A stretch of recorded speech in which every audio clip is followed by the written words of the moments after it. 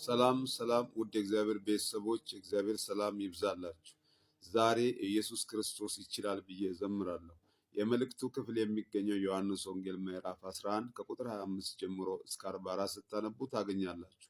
ቁጥር 25 ላይ ኢየሱስም እንደዚህ አለ፣ ትንሣኤና ሕይወት እኔ ነኝ፣ የሚያምንብኝ ቢሞት እንኳ ሕያው ይሆናል ብሎ ተናግሯል።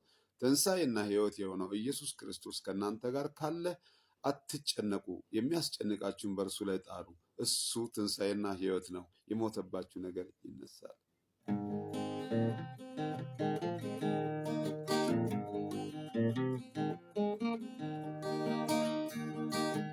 አልዓዛር ከሞተ 4 ቀን ሆኖታል። መቃብር ቢከፈት ሬሳው ይሸታል። ባታመንም ማርታ የሞተው ይነሳል።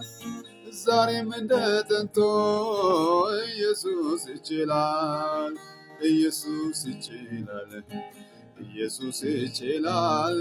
የሞተብን ነገር ትንሣኤን ያገኛል።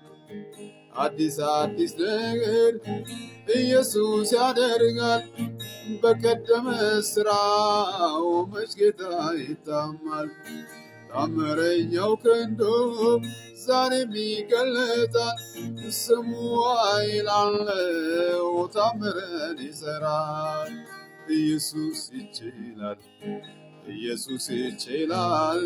የሞተብን ነገር ትንሣኤን ያገኛል። ኢየሱስ ይችላል፣ ኢየሱስ ይችላል። የሞተብን ነገር ትንሣኤን ያገኛል።